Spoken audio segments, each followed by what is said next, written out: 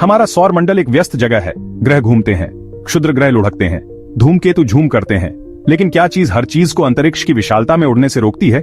इसका जवाब है गुरुत्वाकर्षण। अदृश्य बल जो गोंद की तरह काम करता है, सब कुछ एक साथ रखता है। और सूर्य, हमारे सौर मंडल का दिल, इसमें बहुत अधिक मात्रा में है। सूरज का गुरुत्वाकर्षण हमारे सौर मंडल का सबसे शक्तिशाली बल है। यही वह चीज है जो सभी प्लैनेट्सों को, छोटे बुध से लेकर विशाल बृहस्पति तक, कक्षा में रखती है। सूर्य के गुरुत्वाकर्षण के बिना ये ग्रह बस अंतरिक्ष के अंधेरे में खो जाएंगे।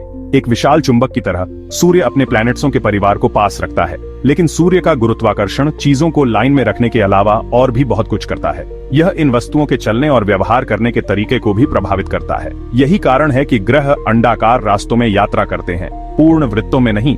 यही कारण है कि कुछ प्लैनेट्सों के चंद्रमा उनकी परिक्रमा करते हैं। चंद्रमा अपने ग्रह और सूर्य के बीच गुरुत्वाकर्षण के रस्साकशी में फंस जाते हैं। सूरज का गुरुत्वाकर्षण एक मौलिक बल है जो हमारे पूरे सौर मंडल को आकार देता है। इसे समझना ब्रह्मांड के रहस्यों और उसमें हमारे स्थान को जानने की कुंजी है। अपने हाथ में एक बॉलिंग बॉल रखने की कल्पना करो। यह भारी लगता है ना? ऐसा गुरुत्वाकर्षण के कारण होता है। वह बल जो बॉलिंग बॉल को पृथ्वी के केंद्र की ओर खींचता है। अब सूर्य की कल्पना करो, गर्म गैस का एक विशाल गोला जो पृथ्वी से 100 गुना से भी ज्यादा चौड़ा है। सूर्य अविश्वसनीय रूप से विशाल है। इसमें हमारे सौर मंडल के सभी द्रव्यमान का 99.8% से अधिक है। यह विशाल द्रव्यमान ही सूर्य को अपना शक्तिशाली गुरुत्वाकर्षण खिंचाव देता है। और यही कारण है कि सूर्य का गुरुत्वाकर्षण हमारे सौर मंडल के सभी प्लैनेट्सों को थामे रखने के लिए पर्याप्त मजबूत है। सदियों से लोगों का मानना था कि गुरुत्वाकर्षण अंतरिक्ष में काम करने वाला एक साधारण बल है। फिर आए अल्बर्ट आइंस्टीन, जिन्होंने अपने सामान्य सापेक्षता के सिद्धांत से गुरुत्वाकर्षण के बारे में हमारी समझ में क्रांति ला दी। आइंस्टीन ने प्रस्तावित किया कि गुरुत्वाकर्षण कोई बल नहीं है, फोर्स की स्पेस टाइम के ताने बाने में एक वक्रता है। एक ट्रैम्पोलिन पर रखी बॉलिंग बॉल की कल्पना करो। गेंद एक डुबकी बनाती है, ट्रैम्पोलिन की सतह में एक वक्रता। अब ट्रैम्पोलिन पर एक कंचा घुमाएं। एक सीधी रेखा में यात्रा करने के बजाय कंचा बॉलिंग बॉल के चारों ओर घूमता है, ट्रैम्पोलिन की वक्रता का अनुसरण करता है। आइंस्टीन के अनुसार सूर्य अपने विशाल आकार के साथ अपने चारों ओर स्पेस टाइम के ताने बाने को विकृत करता है, ठीक ट्रैम्पोलिन पर बॉलिंग बॉल की तरह। ग्रह कंचे की तरह इस वक्रता द्वारा निर्देशित होते हैं, जिसके परिणाम स्वरूप सूर्य के चारों ओर उनकी ऑर्बिटें होती हैं। आइंस्टीन के सिद्धांत ने कुछ खगोलीय रहस्यों को भी समझाया जो न्यूटन के गुरुत्वाकर्षण के नियम नहीं समझा सके, जैसे बुध की कक्षा में थोड़ा सा डगमगाना। इसने प्रदर्शित किया कि गुरुत्वाकर्षण केवल एक बल नहीं है, फोर्स की ब्रह्मांड का एक मूलभूत गुण है जो अंतरिक्ष और समय के ताने बाने को आकार देता है। सूर्य के केंद्र में गहराई में एक निरंतर लड़ाई चल रही है। एक तरफ सूर्य का विशाल गुरुत्वाकर्षण है जो सब कुछ अंदर की ओर खींचने की कोशिश कर रहा है, कोर को सख्त और सख्त निचोड़ रहा है। दूसरी ओर परमाणु संलयन द्वारा उत्पन्न बाहरी दबाव है, वह प्रक्रिया जो सूर्य को शक्ति प्रदान करती है। परमाणु संलयन एक विशाल निरंतर विस्फोट की तरह है। सूर्य के केंद्र के अंदर हाइड्रोजन परमाणुओं को अत्यधिक दबाव और तापमान के तहत एक साथ जोड़ दिया जाता है, हीलियम बनाने के लिए संलयित किया जाता है और अविश्वसनीय मात्रा में ऊर्जा जारी की जाती है। यह ऊर्जा बाहर की ओर धकेलती है, गुरुत्वाकर्षण के अंदर की ओर खिंचाव का प्रतिकार करती है। गुरुत्वाकर्षण और संलयन के बीच यह नाजुक संतुलन ही सूर्य को स्थिर रखता है। यह एक यूनिवर्सीय रस्साकशी की तरह है जिसमें दोनों पक्ष समान ताकत से खींच रहे हैं। यदि गुरुत्वाकर्षण जीत जाता तो सूर्य अपने आप ढह जाता। यदि संलयन हावी हो जाता तो सूर्य का विस्तार होता और विस्फोट होता। हालांकि यह संतुलन हमेशा के लिए नहीं रहेगा। अरबों साल बाद सूर्य के परमाणु संलयन के लिए हाइड्रोजन ईंधन खत्म हो जाएगा। जब ऐसा होगा तो संतुलन बिगड़ जाएगा और सूर्य अपने जीवन चक्र में एक नए चरण में प्रवेश करेगा। सूर्य का गुरुत्वाकर्षण सभी प्लैनेट्सों को समान रूप से प्रभावित नहीं करता है। कोई ग्रह सूर्य के जितना करीब होता है उतना ही मजबूत गुरुत्वाकर्षण खिंचाव का अनुभव करता है। गुरुत्वाकर्षण बल में यही अंतर हमारे सौर मंडल में प्रत्येक ग्रह के अनोखे नृत्य को निर्धारित करता है। बुध सबसे छोटा ग्रह और सूर्य के सबसे नजदीक हमारे तारे के चारों ओर तेज गति से घूमता है।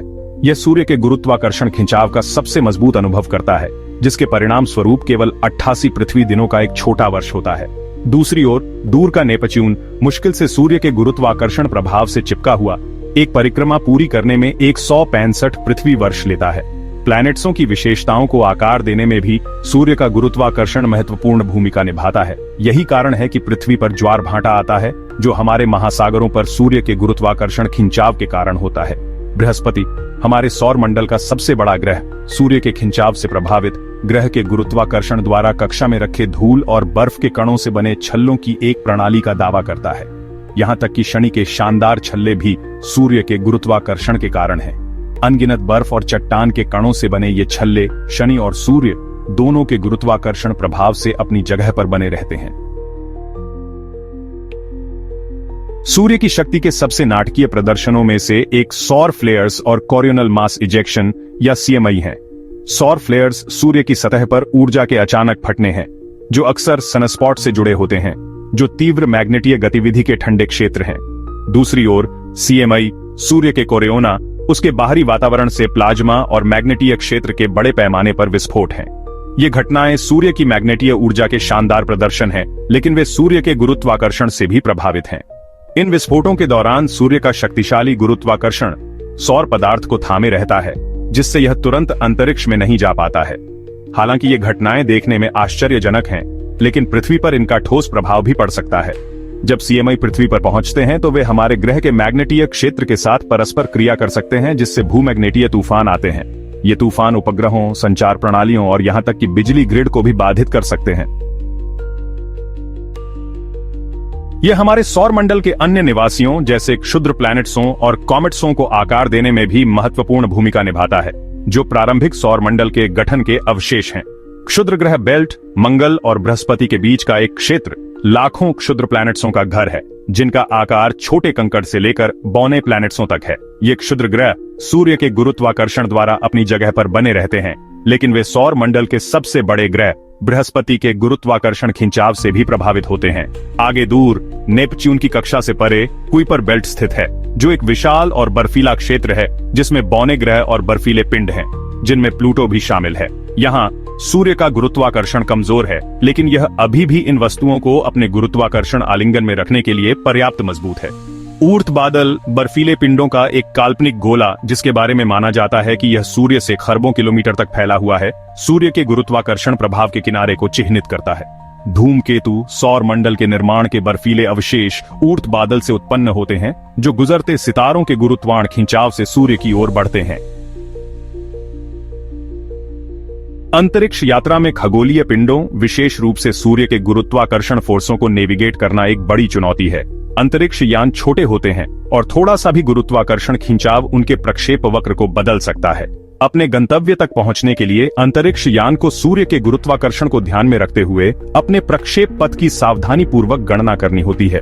वे अक्सर गुरुत्वाकर्षण सहायता का उपयोग करते हैं, जहां वे ग्रह या सूर्य के गुरुत्वाकर्षण का उपयोग करते हैं। सूर्य के गुरुत्वाकर्षण से सूर्य के करीब काम करने वाले अंतरिक्ष यान के लिए भी चुनौतियां पैदा होती हैं। उदाहरण के लिए पार्कर सोलर प्रोब सूर्य के कोरोना का अध्ययन करने के लिए डिजाइन किया गया है। तीव्र गर्मी और विकिरण का सामना करने के लिए अंतरिक्ष यान एक ताप ढाल का उपयोग करता है। किसी भी सफल अंतरिक्ष मिशन के लिए सूर्य के गुरुत्वाकर्षण को समझना और उसका हिसाब लगाना महत्वपूर्ण है। सूर्य अरबों वर्षों से हमारे आकाश में एक निरंतर उपस्थिति रहा है, लेकिन सभी तारों की तरह यह हमेशा के लिए नहीं रहेगा। जैसे जैसे सूर्य अपने हाइड्रोजन ईंधन को जलाता रहेगा, अंततः वह एक ऐसे बिंदु पर पहुंच जाएगा जहां वह अब अपने कोर में परमाणु संलयन को बनाए नहीं रख सकता है। जब ऐसा होगा, लगभग 5 अरब वर्षों में सूर्य अपने जीवन चक्र में एक नए चरण में प्रवेश करेगा। यह एक लाल विशालकाय में विस्तारित होगा, पृथ्वी सहित आंतरिक प्लैनेट्सों को निगल जाएगा। इस चरण के दौरान सूर्य का गुरुत्वाकर्षण कमजोर हो जाएगा, क्योंकि इसकी बाहरी परतें फैलेंगी, जिससे संभावित रूप से ग्रह आगे की ओर बहेंगे।